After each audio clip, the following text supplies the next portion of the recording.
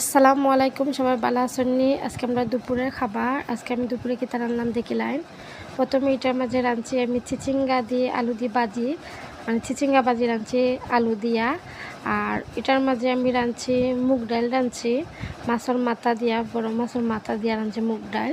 একটু joule joule থাকতে নামাই লিছি, তার লাগে পরে জুল টানি যায় নামানির পরে।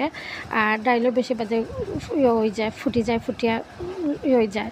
তো এর লাগে আগে ভাগে নামাই লিছি, এখন জুলেমনো টানি যাইব। দেখতে পারো না সুন্দর হয়েছে, মজা হয়েছে। মাছের মাথা আস্তে আস্তে দিয়া রাঁধিছি জাল জাল করিয়া একটু।